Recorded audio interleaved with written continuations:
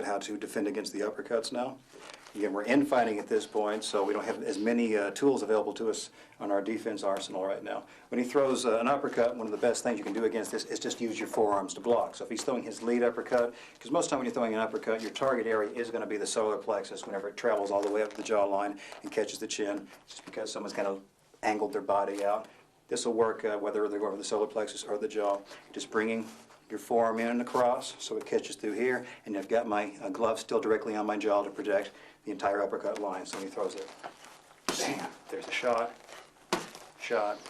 At the same time, you will notice I'm bending my knees. I know he's bending his knees to get some power in the punch, but that means he's wanting to get underneath me, just like in wrestling. The guy with the lower level on the hips is usually going to be the winner. Same thing in the power of this shot. So whenever he's dipping his legs, I'm going to dip at the same time so he doesn't have a lot of extension to come up on me. So the forearm block, I dip with him. Turn a little bit. Again. Same thing would apply whenever he's throwing the rear uppercut. Forearm block, I dip, and put the forearm in front of it. Notice it's really more a matter of me turning and angling my body than it is me trying to move my elbows around. Keep my body in position, keeping the parallel forearms. Again, the reason it is called the box, just turn with the body. Again, rear. Again, turn back over here. Do lead to rear. Lead to rear. Lead to rear. So forearm block on both sides. Now we'll trade some. I'll throw first, lead to rear.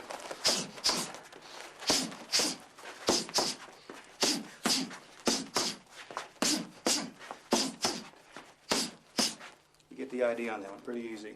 We can also use cross glove blocks against these uppercuts. When he throws his lead uppercut, he's throwing it with his right hand. My right hand's going to come out and smack this glove. I'm dipping at the knees and it's smacking directly down on top of that glove. Okay, he throws. There's the block, block, block, block, block, block. Again, I'm giving it some impact. Let's turn. We can do this as well against the rear uppercut. Cross glove block. He's throwing the lead in his left. So I'm smacking with my left. Again, it's like a cuff, except coming down at this vertical angle, where against the jabs and the crosses, I'm circling back to the chest. Here, I'm hitting, but I'm circling right back up to the jaw. Rear again.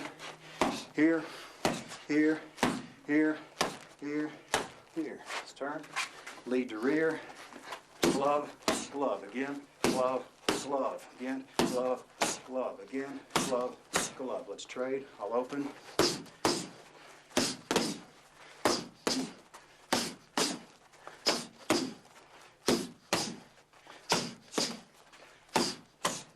Get the picture on that one.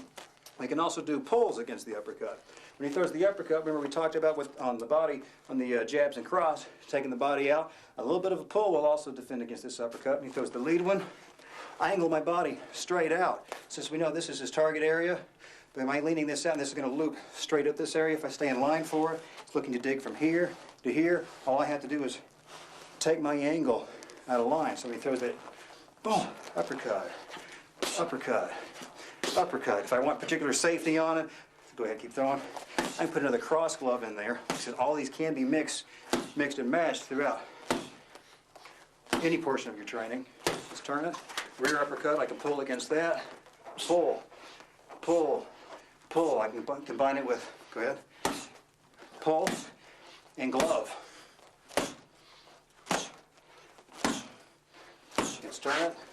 Lead to rear, trading, just doing pulls on each of them. We'll put a little bit beat of time in between each one to give time for the pulls to have a snap back. So I throw these pulls and a pull, pull, pull.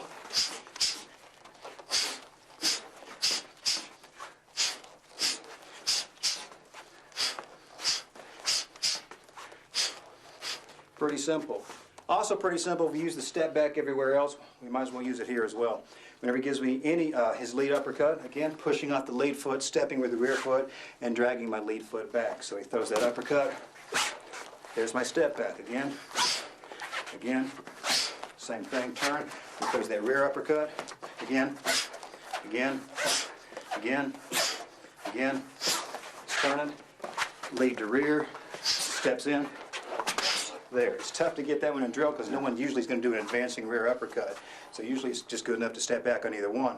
So what we're going to do is we're going to trade. I'll throw one punch, either a lead or rear uppercut. He'll step back, and he'll pick either a lead or a rear, and he'll step back. Throwing.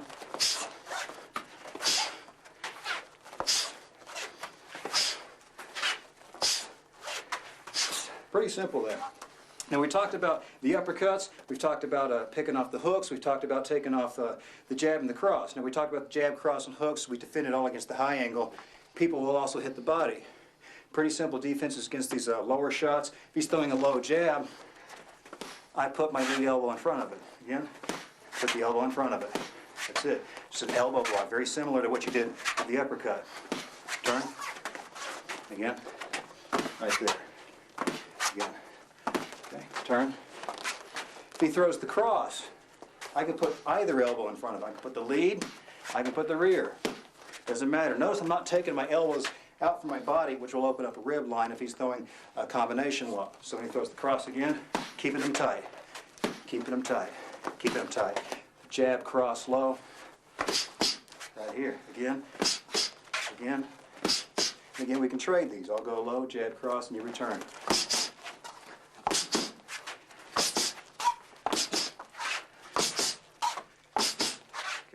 Also, what we can do against these low jab crosses is we can scoop these. When he throws his jab, he's throwing with his right arm, my left arm. It's going to come down and smack to the outside. It's a smack, scoop, whatever you want to call it. We call it a scoop. When he throws the jab low, come on top of it. It's like a glove parry, just taken to the outside.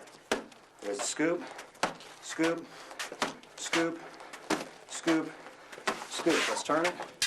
Same thing against a cross. Now he's throwing his left, my right. We'll do the scoop. Scoop, scoop, scoop, scoop, scoop. Turn it back. He throws the jab cross, two scoops. We've got a scoop, scoop, again, scoop, scoop, again, scoop, scoop. Now we're going to trade that back and forth. I throw, scoop, scoop, two, there.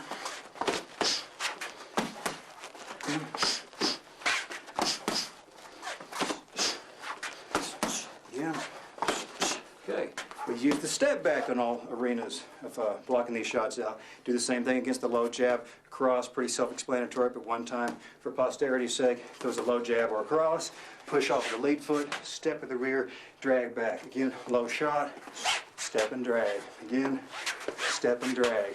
Again, step and drag. Gets the low body hooks. Again, I could trade that drill back and forth. I think we're getting the idea at this point. When he throws the low body hook, putting the elbow in front of it again. Bam, I turn my body towards it. Again, I'm not taking this away from it. I see this is pretty common. People see that coming in and go, oh, I'm blocking here. But then that punch will loop around and catch me in the short ribs. I'm going to be feeling that for some time. So I keep my elbow on my body and advance my hip towards it. And I dip at the knees to give me a little bit of a shock absorber effect at this point. Bam, bam, bam, bam. Pretty self-explanatory there. We'll trade a couple of those. I'll throw first, low lead hook.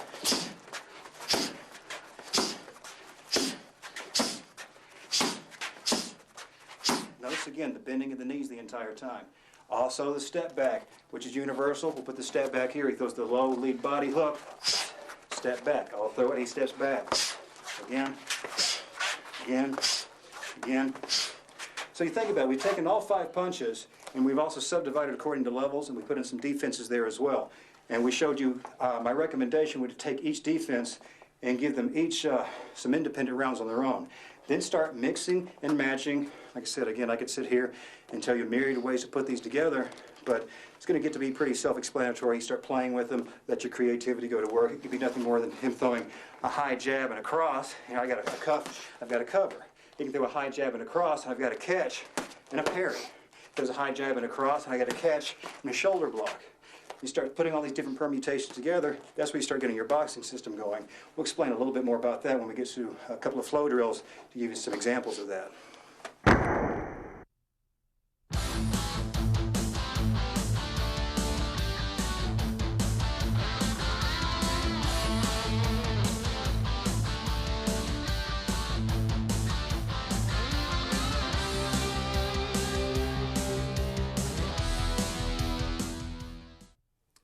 We We're going to defend the remaining portions of the arsenal. We got to defend against the pivot punch, again, which was the forearm strikes. We got to defend against the elbows. We got to defend against the headbutts. We also have to defend against the shoot. Now we've talked briefly. We're discussing a stance where we're standing at 12 and 8 o'clock. We're talking about even though it's extreme boxing, boxing still at the early pre-rule period had some throws in it, so they were well aware that the shoots could come in. So we got to go ahead and keep prepared for that, particularly in this day and age of mixed martial arts.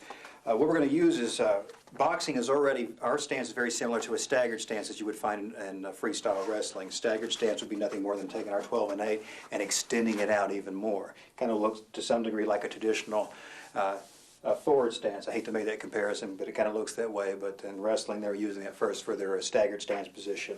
So what will happen when a shoot is occurring?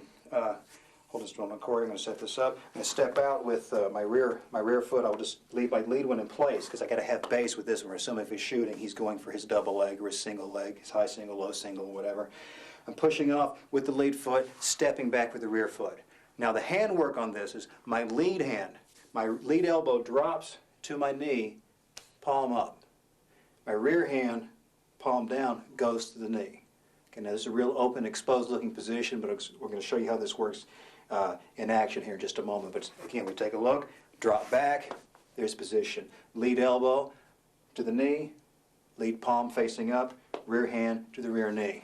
Again, there's the motion, straight on, motion. Notice whenever I'm doing this, I'm just traveling further back on my 8 o'clock angle. I'm not taking this straight back. It will kind of get me a little bit more narrow-based, a little bit more precarious, harder to stop this shoot. So back, and back, and back. Now, this hand position, which makes it look like I'm leaving my head exposed, but if he's going down for his shoot, I know he's dropped his hips low, he's got to be coming in at this angle.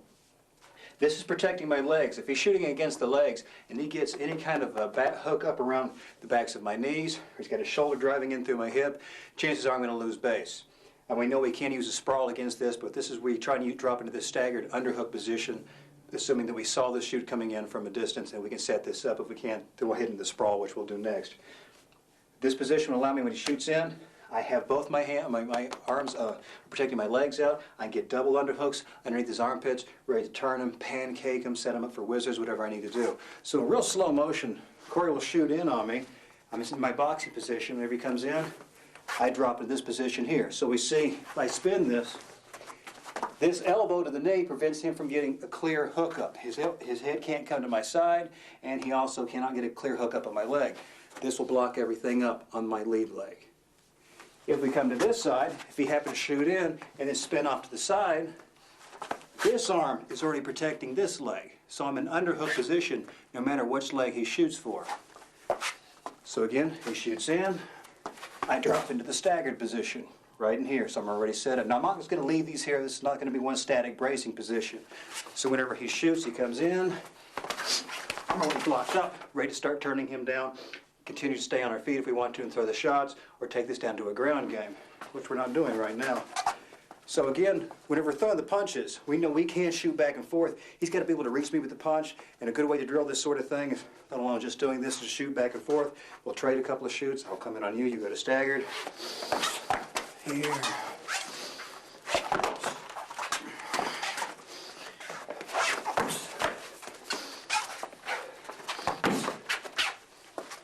Now you can start throwing some punches in the air. You can put the gloves on if you want to. We've taken them off at this point to make sure we can see our hand positions here. I'll do the shoot here, just making sure that you're able to mix and match these to some degree.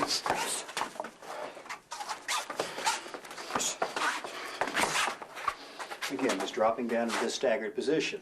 Now this assumes I see this shoot coming in time for me to hit this. If I was a little bit late dropping this position, I would go directly into the sprawl, which is nothing more than whenever he shoots in, my hands are in a high position. I'm going to hit him with my near hip. This is nothing more than taking my hip in, dropping my feet out and away, and pushing my hips through the entire way. If I would ride him all the way to the floor, when I get to the floor, I'm going to be digging in with the toes of my feet and pushing my hips through the mat and arching my back. And it's just not me laying my entire flat portion of my pelvis against him. I'll pick out one side of the pelvis to really cut through against him. So if he drives in, it's hard to do this one very slowly. He'll shoot you on this side. Whenever he shoots in, I miss my staggered setup position. Since this is my near hip, I'm going to sprawl my legs back and hit him with this hip right in here to help give me the ride and arch my back through the entire way. If we had him coming in with any kind of momentum, he shoots, my sprawl is going to bring him all the way down. Again, notice on the sprawl, this is getting dangerously close into wrestling territory, but it still matters in this boxing the way we do it, because we do shoot in behind the punches all the time. If I use my flat of my hips against him on his shoot, go ahead. He's got better base at this point. I still am on top, but notice he's got his hands hooked behind my knees. If he's able to get his, bang your knee to the mat and suck me up here. Okay, he's still got me off the mat. So I'm using the flat of my hip. Let's get to that same position. I use the hip cut. I got my near hip into him. Get your near knee under you. I can create more weight by cutting one hip through him. So, for a drill, you got either the staggered underhook position or dropping all the way into the sprawl, but paying close attention to using this hip cut. So if we go back and forth, we can choose to either use this hook or the sprawl. We'll do a little drill going back and forth here. Pick either one. I'll shoot first.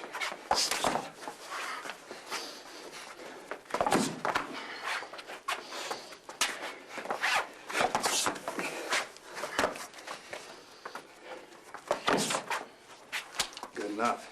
So blocking the shootout is really a lot more technical than that. There's many more things you can do.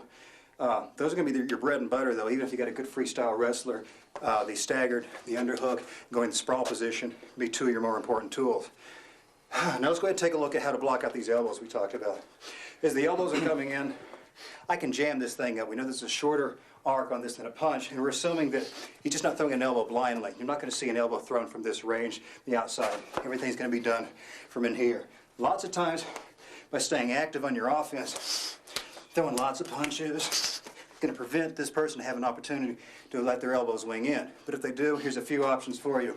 One is nothing more than jamming. When he throws an elbow, I'm going to hit him in the shoulder, or in the head, or in the throat. It's hard to do these things nicely, but here's my shoulder jam, there's my throat jam, and I can also jam on the head. Just hit him in the head. You see me using this hand as a check. It's tough for me to leave that out after natural hap. I'm going to drop this out of the mix for a moment. Throw your elbows, jam, jam, jam. Just hit head, throat, shoulder at any point. Now if we're just playing this inside mix, he and I are just going very lightly here. Occasionally whenever he's throwing in the elbow shots, I just keep checking against his shoulders the entire way. Now we can also combine something that's not necessarily was in the previous version of the boxing system. We have something we're copying away from Filipino systems, which works really well from here. It's just taking variations of the catch like we use against in the jab. When he throws his elbow, I can use a hand just to put in front of it, allow it to receive into either hand. Now I know optimally, if we want to keep a flow drill going, I'd have my same side hand do the catch. But we find when we're this close and things are being thrown really, really quickly, it doesn't matter which one is getting the catch in here. So if we're throwing, again, the technique on this, let me turn you, when he throws, if it's the near side hand, just open it up, receive it just like a jab catch. Far side hand, again here, please. So I can cross it, so I can near side or cross, either one. Let's go back and forth, have just throw elbows back and forth, here, throw, here. So I'm doing a cross hand on each, cross hand on each. I'm exploded away from him in the distance. We know we're not going to fight from this position. Just getting used to doing the catching. And then I can start sneaking myself in as I get used to fearing this a lot less. Also when I'm doing my catching, as I get closer, notice I start angling my forearms in. I'm not staying straight up and down, because this starts hurting like hell when you get nicked in the forearm all the time. I'm letting him catch. There's a little bit of a ramping down motion here. So he's throwing here, here, here, here, here, here. Then you start mixing him with some punches, have him throw some punches that I'm picking off. So it's here. So I'm picking up the punches, some catches, cuffs, parries, things we covered in the previous defensive chapters, and then putting in the catch. My hands happen to be in a low reference position whenever he throws his elbow. For example, if I've just thrown perhaps low level right in here, and then we got the elbow coming in, and I'm not particularly in a great position to put my catches in. It'd be nothing more than just called a lift, which is pretty much the same thing as doing an upward catch. I can either use a palm up motion or I can just have this forearm come up with it as if I'm cupping back to a cover against a hook or a cross. So from this I've got two ways to left you throw. I've got this motion again, here, here, here, or I've got this forearm bringing my hand back to my ear motion right in here. So we can take that off of both sides. Whenever he throws, I can work here, here, here, here, or I can work here, here, here, here. Now this drill has a tendency to has an artificial look to it because we're slightly in the outside exploded range, and it's really hard to train elbows with any sort of accuracy for how they're actually going to land in the match, unless you kind of get in close and start going to this low level right in here and have your partner occasionally say, okay, we're putting some elbows in here, we're going to try and check them out and put some lifts in this area. So instead of staying with an artificial construct of an elbow drill, which is some great reference positions there, I'd rather like to see them kind of sneak out of this mix. So again, if I'm just throwing some punches here, and he'll just play the dead body and occasionally raise the elbows up. So right now, I don't have to think about too much other than the fact that I'm going to be defending that elbow whenever that comes in. So I've either got to catch it or lift it up and out of the way. It's not a pretty looking drill, by any stretch of the imagination, but it gets a little bit closer to the practicalities of how these things come in.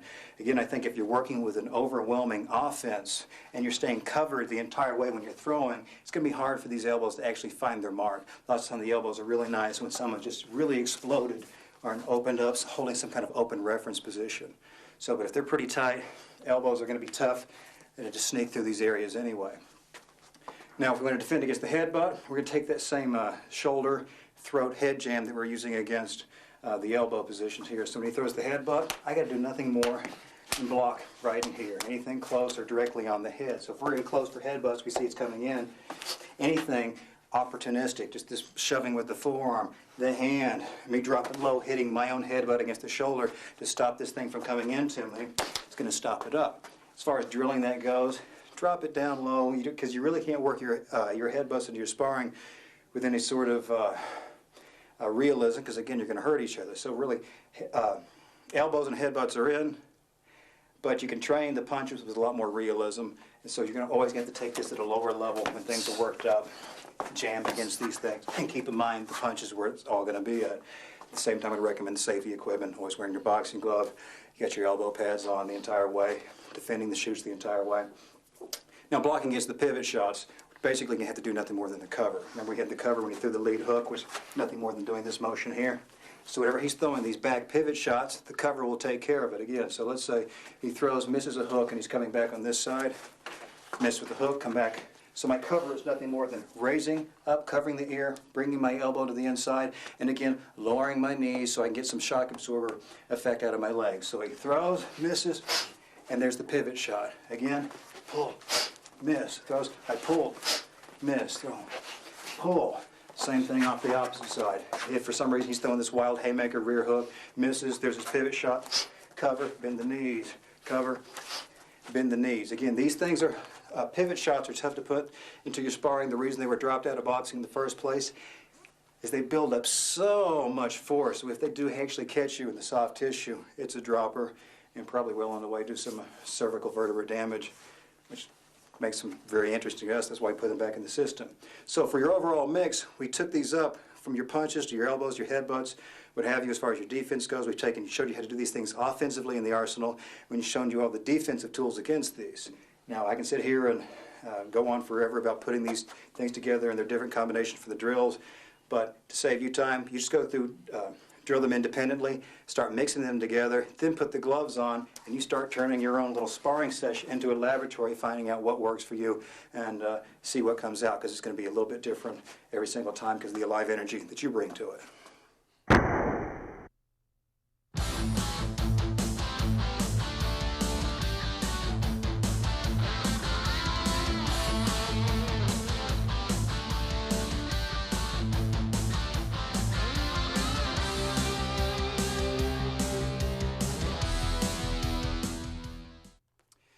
We're going to talk about combinations now. We've got the arsenal put together, you got your defense put together. Some of the your training needs to continually progress. You've got to work through your combinations. Best way to work the combinations are your focus pads. This allows you to get your timing. You can work some power on this. Heavy bags are great, but they don't move. The focus pads kind of give you a little bit more aliveness with what you're doing. At the same time as running through some combinations, we're not going to give you every combination that ever existed because that's just limited by your creativity. There could be hundreds and thousands of these things.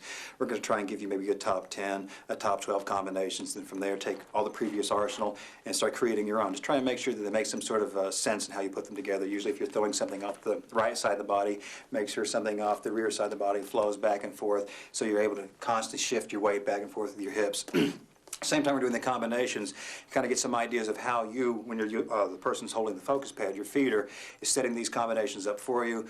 They can start finding holes in your defense and start smacking you back sometimes to help you keep tight the entire time. So if I see him drift away from good elbow position or good chin position, I'll be able to slap back with the gloves at the same time to keep some aliveness while the combination is going on. So you always want to punch or throw any kind of striking combination whenever you can because you get a better shot of hitting anything. It's like using a scatter gun whenever you're shooting. It's a lot better shot of catching something, and it's harder for him to react. Sure, he might have all of his defense down. If I'm only throwing jabs all the time, he's going to be able to predict that. But as soon as we start adding multiples on this, harder to see anything coming in.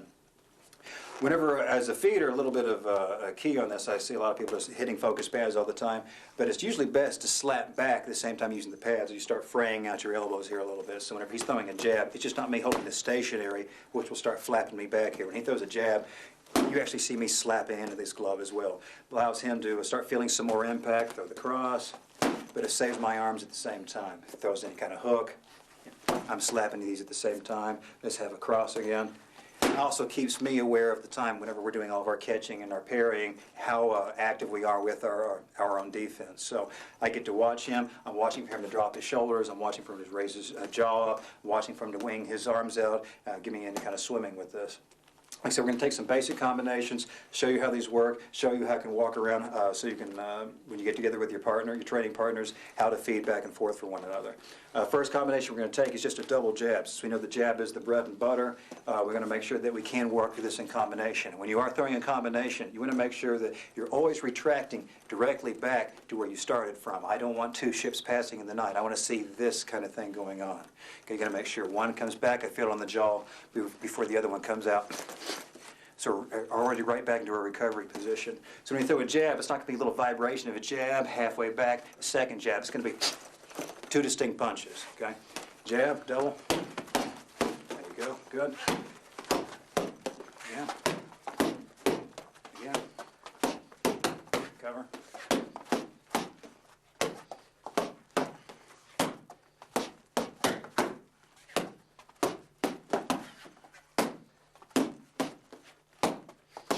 Staying nice and covered the entire time. Okay, I just flap in there, make sure that he's getting used to being pelted sometimes when you throw these punches out. Off the double jab, let's take a look at the 1-2 combination, which is a jab cross. Just throws, watch he's got the weight shift. He turns into the punch each time. We've already talked about these dynamics when we broke them up. Again, combinations, just trying to give you some ideas how to put these things together. Jab cross.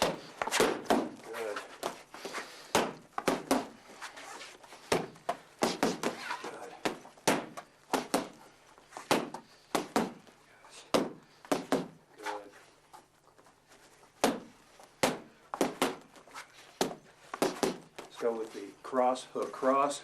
Pretty good infighting combination. Give me the straight, cross, lead hook, back to the cross. Good. Keep losing my focus pad. Good. Good.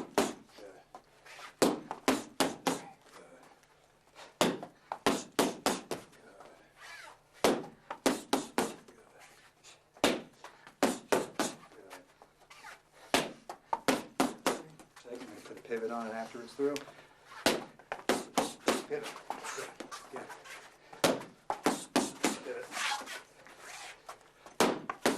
Pivot. Pivot. Good. Let's take jab, cross, lead uppercut.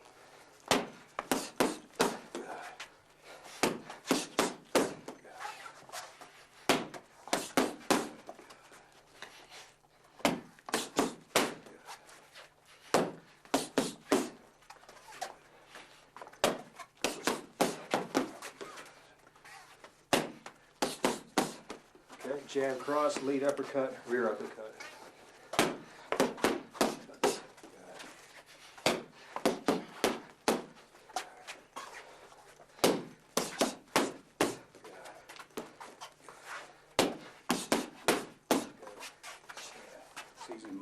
the entire time. He's in short rhythm.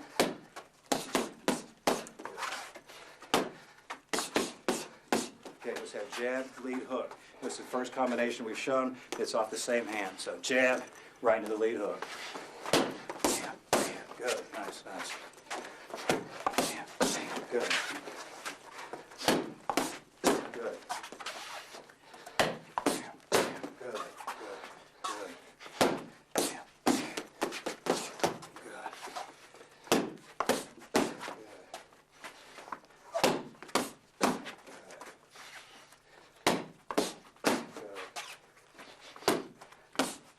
good. Okay, let's do jab, rear elbow. So he's going to throw the jab, bam, step in, bam, get the rear elbow set up in there. So, bam, bam, good.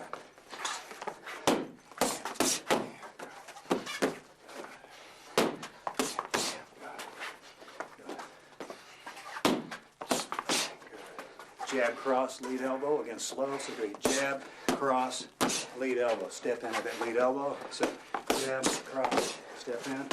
Again, jab, cross. There it is. Reset the pad. And go. Bam, bam, bam. Good. Good.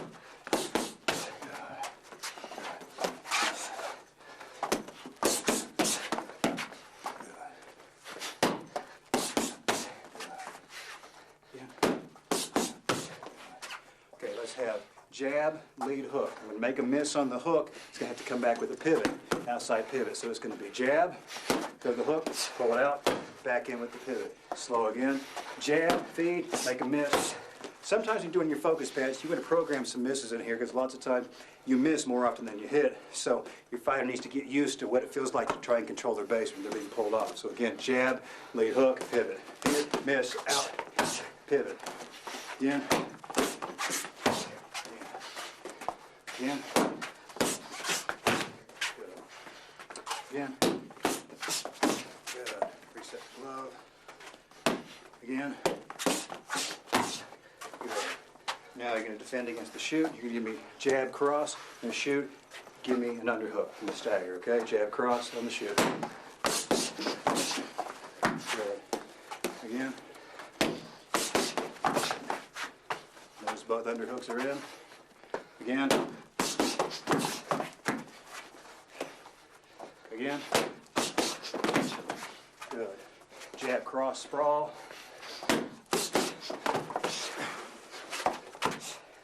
Jab, cross, sprawl. Excellent. Again, jab, cross, sprawl. Great. Hey, now let's take a look at throwing. Jab, cross, lead hook, headbutt. Gonna be bam, bam, here. Step in with the free headbutt. Again, 1, 2, 3.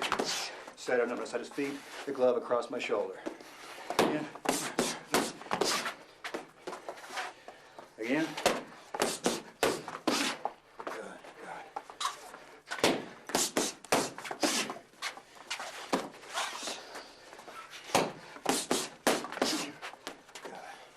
Again. Again. Feet. Again. There you go. Go ahead and breathe. Get your breath for a moment. Okay, great round for the combinations there. Actually, you would take each combination, you can break them up into run individual rounds. We're just trying to give you some examples of how to feed, make some up as you go along, trying to implement all the arsenal that you've got. Feeding back, slapping on your man as you go. Then from there, just start using your imagination. You get all the entire arsenal, all your entire defense package, put it together.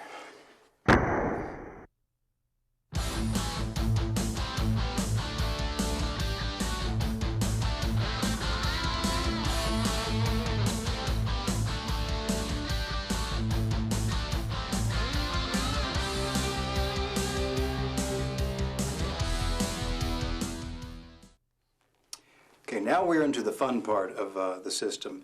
You've got your arsenal down, you've got your stance, your movement, your footwork, you've got your defenses down, and we looked at some combinations which are very, very, very important. Now we're going to start looking at flow drills, counter-punching drills, all You can work this counter-punching, defending against shoots, elbows, what have you. What we're going to do is we're going to take one counter-punching drill and build it for you piece by piece and top this drill out.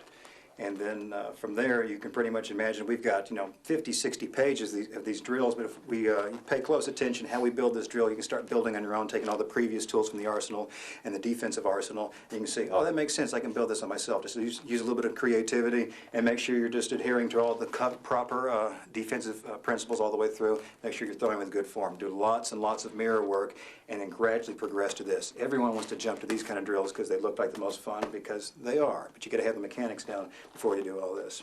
So we're going to start out with a low common denominator. I'm going to have him just throw a jab. I'm going to catch that jab. We've already seen that before. So he throws his jab. There's the catch. Move. This is the first link on my flow chain. So he's working his offense by throwing his jab. I get to work my defense out against that same jab. Put another link on it now. I've just stopped up his jab. He decides he wants to throw a lead hook off this same punch. So we've had the jab, which I've caught, and he gets to work in combination now. He throws a lead hook. When he throws that lead hook, we already know I've got 8 choices to do against a hook. What I'm going to do is cover, bring the elbow to the inside, bend the knees, and go in. So we've got the jab, lead hook. Okay, good.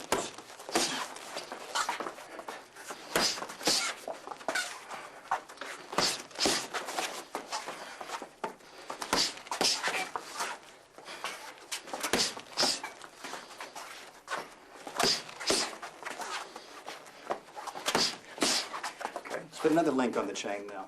Starting to see how this stuff works. I'm going to start reacting offensively to him.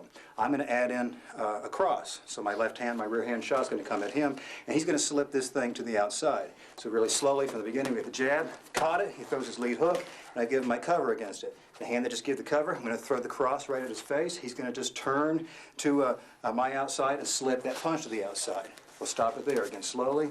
1, 2, slip. Again. Right there, let's move that one around.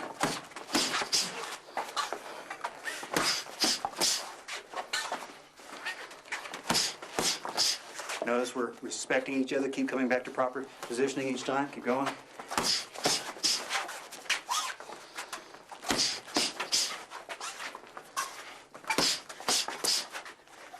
Put another piece on this chain. After he slips this hook, he's going to give me his own lead hook, but he's going to throw it to the body. I'm going to have to give an elbow cover against it. So when he throws the low lead hook, I'm covered here. But you got to remember, I'm retracting from here.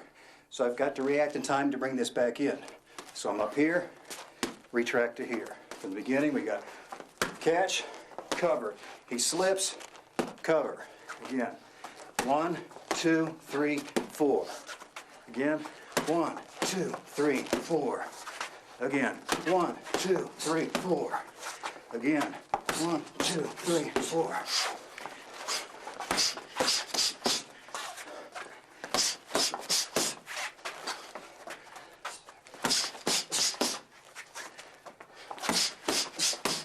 Starts to have a little bit of a real feel at that point. It's a blast to do this. Now I'm going to start responding again. I cover against that low hook. I'm going to give him my own hook. I'm going to return with the high hook, which he will be covered for. But you notice he's already in good position for it because he's fighting with good form. His gloves up the entire way. Let's turn it this way. Gives me that low lead hook. I'm covered. I return a high lead hook. He's covered. Low, high, low, high. Beginning, let's count them out. 1, 2, 3, 4, 5. 1, 2, 3, 4, and 5. Again, so I'm going catch, cover, slip, cover, cover. Again. 1, 2, 3, 4, 5.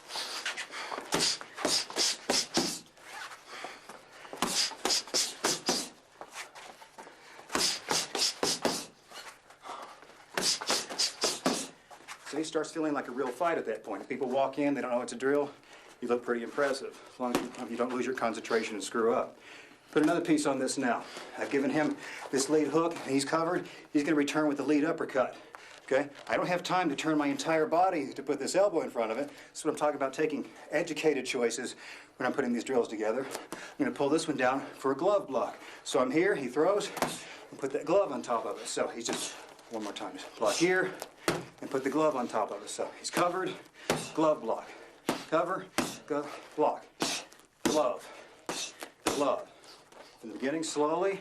1, 2, 3, 4, 5, 6. Again. 1, 2, 3, 4, 5, 6. Again.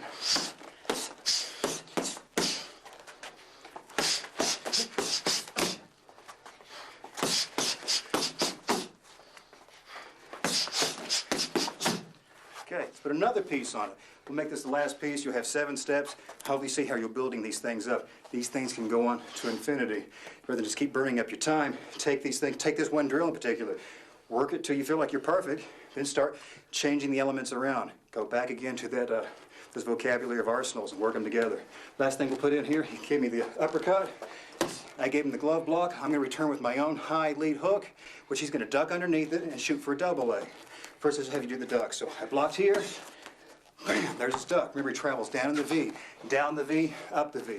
Again, uppercut, down and up. Again,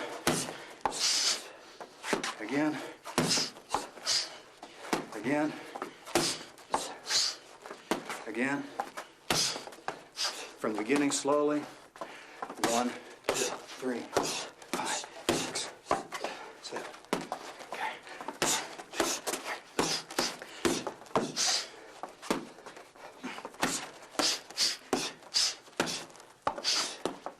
Again.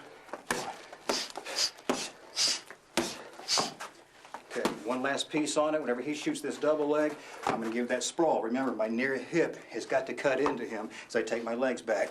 So there's my sprawl position. So he's going to duck this lead hook and shoot, and I sprawl to here. Again. Again. To here. Taking the beginning. So we're going to catch, cover, slip, cover, cover, glove, duck, sprawl. Catch, cover, slip, cover, cover, glove, duck, sprawl.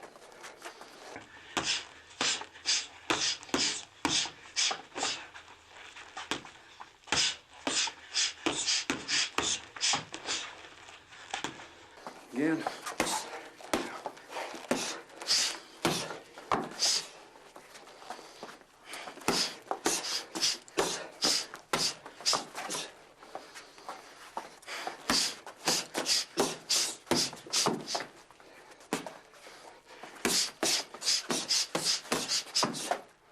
And then you get the idea. That was 7 steps in that one particular flow chain. You can build these things all over the place and make them as long as you want, as short as you want. But constantly change the elements around, and you've got countless hours of fun and drilling fun. In one sense, this can prep you for sparring like nothing else. Let's talk about sparring. Give you a few notes of tips, things to look for whenever you're actually out there trying to get some ring time or some mat time.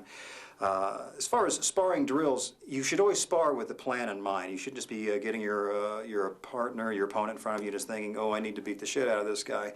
You should always have a goal when you step in the ring. You might be thinking, this time I'm working primarily defense. I'm working primarily counterpunching. I'm working primarily short rhythm, long rhythm. I'm primarily working my body shot game. I'm going head hunting on this particular game. I'm going to work my footwork on this particular game. Even if it turns out your partner has a different game plan altogether, which is lots of times good, you're trying to adhere to whatever your plan is at the time. Because again, sparring is not a fight. Sparring and fighting are totally different. Now, if you actually go grab yourself a professional amateur bout or get on the street, sure, your game plan is to destroy that person in front of you. But whenever you're doing the sparring session, there is a goal in mind each and every time. Also, I'd recommend you try and apply a level of speed or control whenever you're fighting. You can say we're going to quarter power, quarter speed, or half speed, or 3/4. You can go all out. It's best to try and keep the speed at maximum all the time, but we're saying quarter, half, 3/4 full. That's where you're actually talking about taking your power in and out the entire time. Because if you're really worried about taking a full contact shot where you're trying to work on a particular aspect of the game, which is a little bit tricky, and you're getting banged, you're not going to learn this at the optimum. So always play with a plan in mind, and keep your goal there the entire time. Make sure you got a good coach, or you've got enough self-discipline to realize whenever you're falling outside of your particular plan to stop, and don't have enough. I mean, have your ego be safe enough to say, "Hey, I need to back this off a little bit so I can get down here and emphasize the things I want to look at."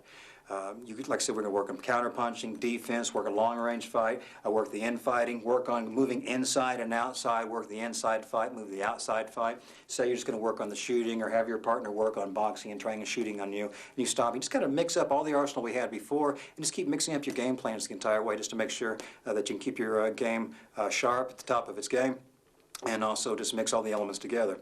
We can also continue to have more fun with the focus pads. Let me pull Corey back in here.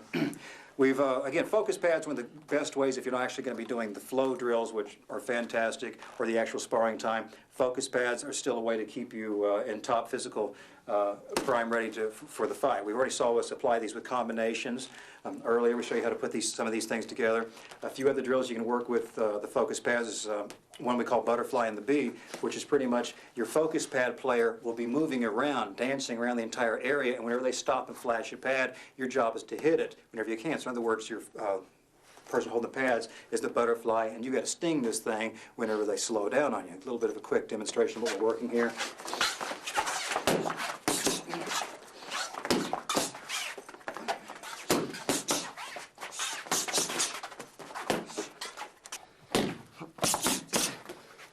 Lead rear uppercut.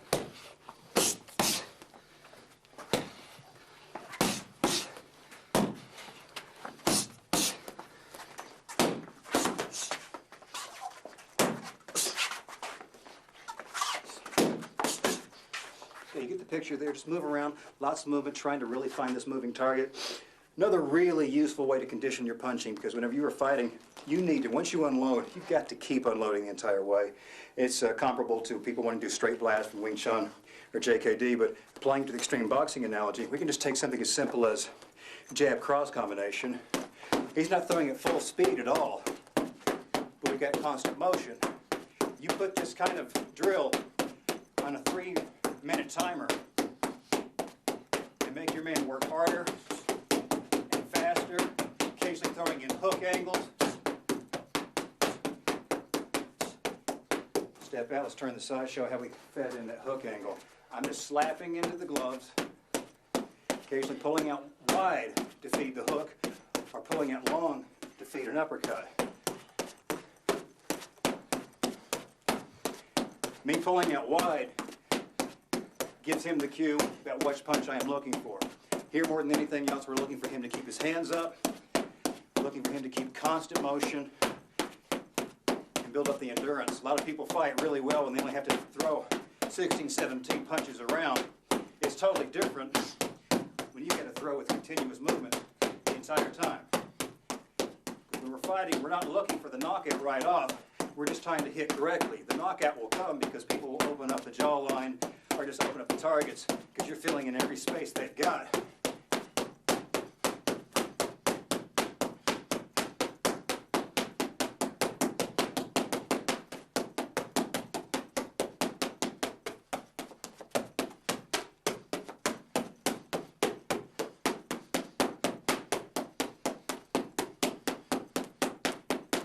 Double up on some of these punches. I'm going to give you right, left, right, right, left, right, left.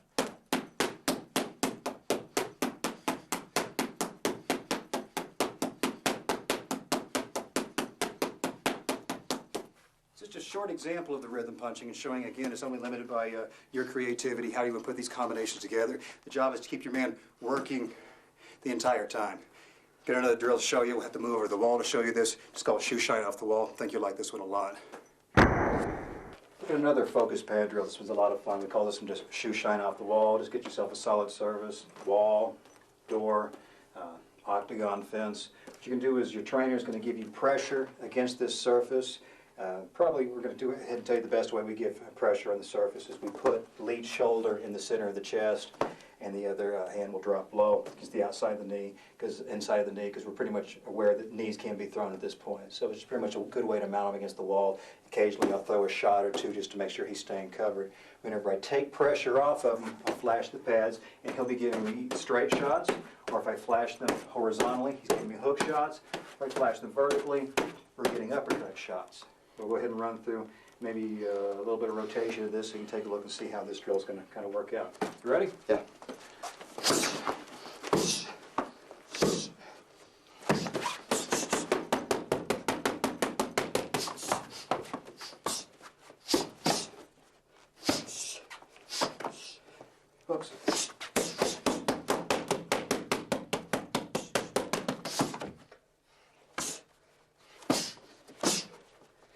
uppercut.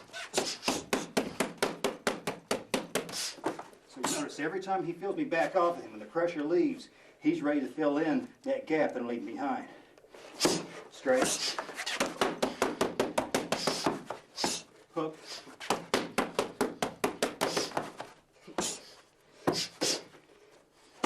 Uppercut. And out. That's it. So we do the shoe shine off the wall.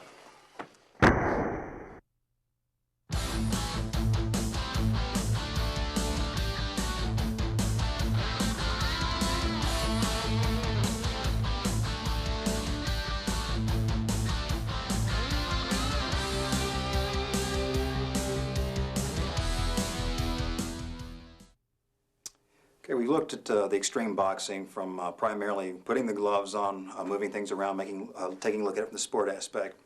I'm going to take a look at some street applications. We're not going to labor that point too far. I think if once we get a few concepts into how we're doing this in the street, it'll make total sense. Again, you're going to go back. I'm going to trust you on creativity to put some of these ideas together. What we're doing with the boxing, while we're primarily training with the focus pad equipment, with the boxing glove equipment, and training with some of the boxing rules, is because boxing is a realistic feedback martial art, as is wrestling. We actually have some contact going on the entire time. Sure, there's lots of mirror work involved with boxing, lots of shadow wrestling involved with wrestling, but still yet the entire time you can get together with an opponent and actually do some drills, feel what it's like to get hit, exchange some hits, get used to seeing some body dynamics and how people are going to move. Now, we're going to say, how do we take and apply this to the street? One is I would recommend opening up your hands and striking with the heel of the hand. You can hit with the fist if you want to, but hopefully you're not going to be catching the point of an elbow or hitting too hard on the top of the skull and busting your hands up. Mine would go in a heartbeat. We're going to pull Corey in here for just a moment. You've already got a lot of the tools, the attributes that the boxing brought to you, which is some of the speed, the body dynamics, the footwork, having a good strong base.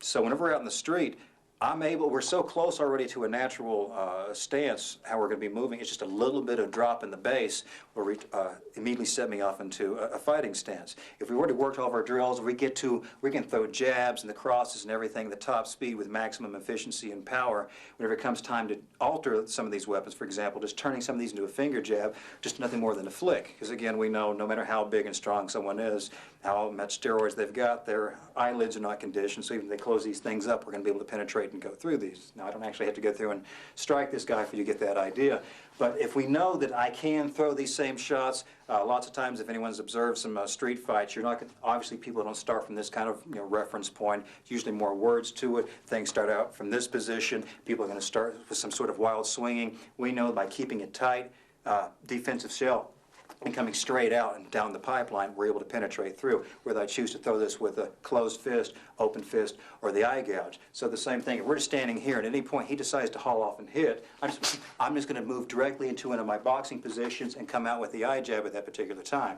So this shares a lot of, it's always in common with other street-oriented martial arts, whether it be Filipino arts, anything else in the JKD matrix, just taking the boxing speed and the attributes and applying it here. So you got the speed, the accuracy you build out of your focus pads. So what I can have him do is move through a variety of positions. He can grab me, single hand, two hand, turn and swing, and I'm just going to continue to shell up in the boxing positions and respond back, open hand, elbows, or throwing some shots. And again, obviously controls as we're not geared up at this particular time. So moving, as soon as he makes any kind of motion towards me, I'll be able to drop into base and immediately hit. Go ahead, anytime. We're in, blocking the punch up, in on the eyes. Again, moves in on the eyes. Whenever someone's grabbing a hold of you, one thing we do anyway, we're kind of pleased with that. When someone grabs you, that means we now know where a hand is. So we're not ever going to be worried about, oh, I got to get rid of this. We're always like, whew, that's something that's not hitting me anymore. So we always leave these in place and go to work with our shots. So I'm sorry, hopefully it's not too disappointing to go, oh, I wish there was a lot more to it than that. No, usually when people are swinging, your job is immediately train yourself enough where your instinct brings you back to here and respond out of this pattern with no matter what they're doing. Because the meanest animal to get in on with your boxing is someone who is from a good defensive shell. But as soon as someone's in any kind of street fighting mode right here, we look how open it is, and you've trained so much against someone who's tight, this looseness becomes a buffet for you.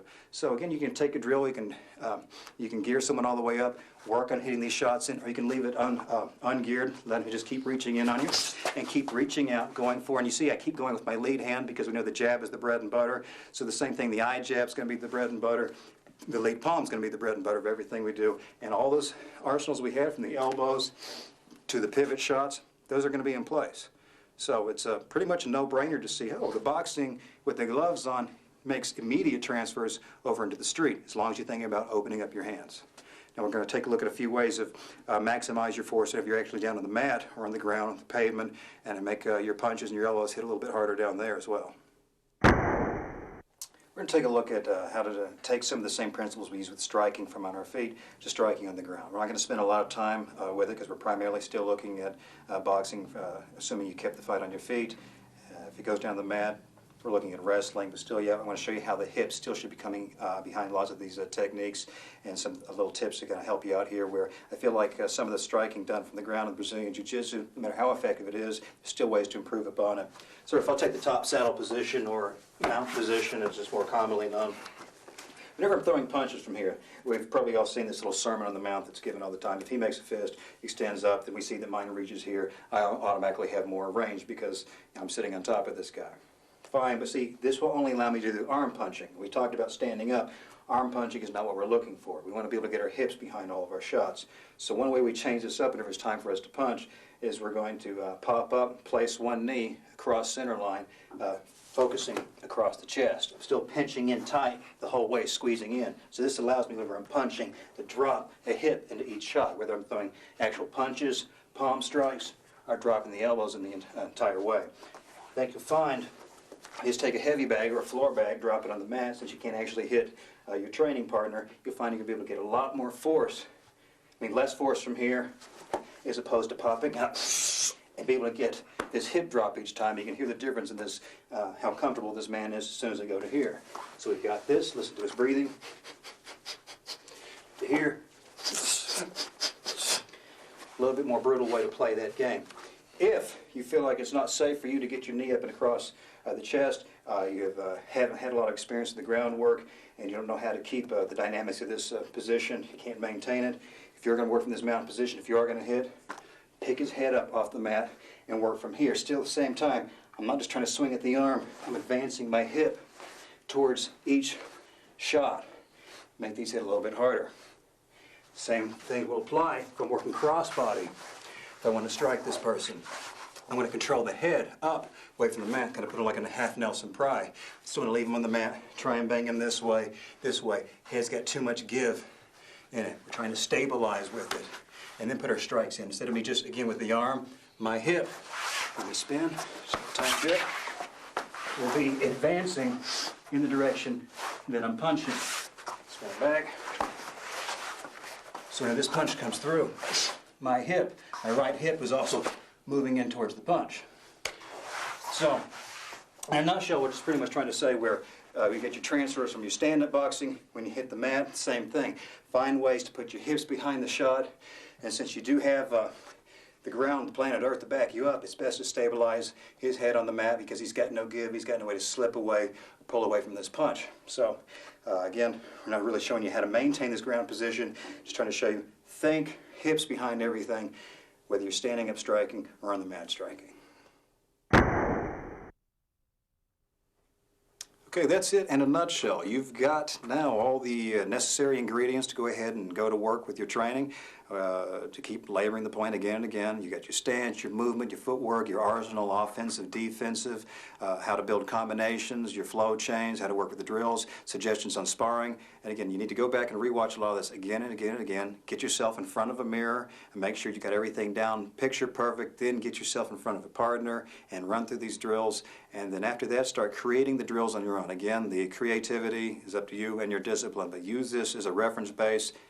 We've given you everything we know at this particular point. Just take it and run from there and hope you have fun with it.